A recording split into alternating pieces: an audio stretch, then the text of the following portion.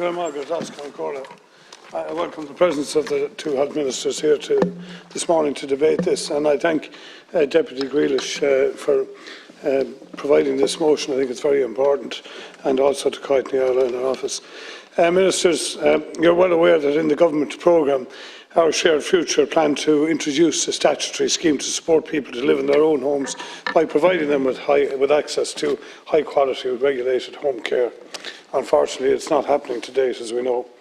And the Home Support Service, formerly called the Home Help Service or Home Care Package Scheme, it aims to support people to remain in their own homes for as long as possible and to support, most importantly, informal carers, and also to support people with a disability who need home help.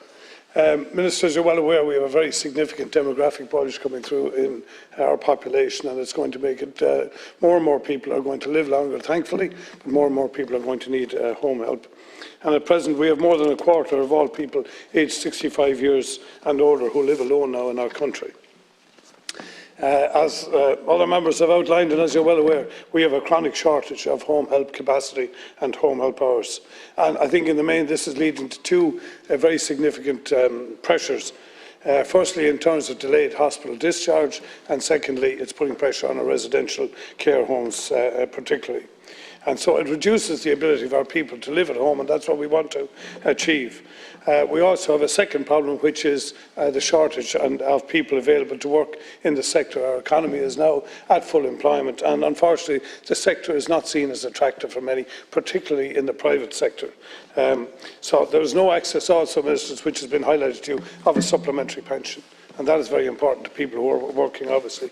And I think we also have to acknowledge that the HSE has been very quick to target those who are in the private sector. And it's a big problem for private carers, for private companies trying to hang on to their staff versus the HSE. And this relates also to Section 39s. There were 6,432 people on the waiting list for home support at the end of March, and notwithstanding, I know the significant additional funding, Minister Butler, that you have outlined, we still have a tremendous waiting list. We have 14 recommendations proposed in our motion, but I might like just concentrate on 5, if I may. One was this idea of developing a nationwide cluster model for older people, with security of tenure and rent fixed to increases in the state pension. I think this is very important, particularly now as we have a larger number of people who are going to, unfortunately, not own their own homes, and they are going to be in rented accommodation for all of their lives. And I think we need to get some statutory footing to that. The second was to take steps to increase the use of new technologies to assist with the care of older people, such as voice recognition software, remote health monitoring, etc. One thing I'd say to you, Ministers, I think the age bracket for this needs to be reduced. We have a lot of people who could avail of monitoring technologies in their homes, who need assistance, who are less than 65 years of age. I have a number of people who cannot access that funding at the moment, who are under 65, and yet it is a significant impediment to them staying there, people with mobility issues and all of that, and just if they had a wearable dongle and all of that, rather than having to pay for it. And I'd ask you seriously to look at that.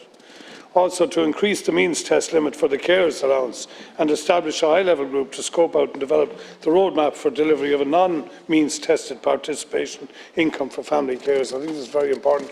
I know you've acknowledged this yourself, but we need to see further action on this, and hopefully maybe the Commission can look at this.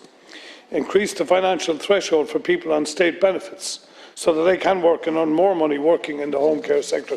I think this is probably the quickest remedy that could be applied in terms of trying to get staffing in the home care sector. We have a lot of informal carers who are available, who are presently potentially on state benefit, and they need to find a way, and we need to find a way to get them activated in, and they would increase the working population, and they would also take pressure off the system. Ministers, again, I would ask you to speak to the Minister for Finance this. And finally, ensure that industry and public sector travel expenses to be made available for home care providers who provide home care for older and vulnerable people in rural areas to help create a balance between rural and urban travel services. This, in my opinion, is one of the significant problems in rural home care. as you're well aware, the travel and expenditure, and also the allotment of time, Ministers, between when a carer arrives into a house and when they have to leave in order to go to the next house. So even though people are being told that they have, an hour of care or an hour and a half, they don't, because the travel time is taken into that. But secondly, certainly the remuneration and adequate travel expenses, I think, would do a lot to try and support people, particularly in our rural communities. We know, and I know personally, I'm sure you do too, Ministers, people who are working in the sector, and travel expenditure is the one that comes up the most. So I would ask you, I'm glad that you've accepted our motion, and I hope we will see the main recommendations that we have looked for in it accepted by government and enacted.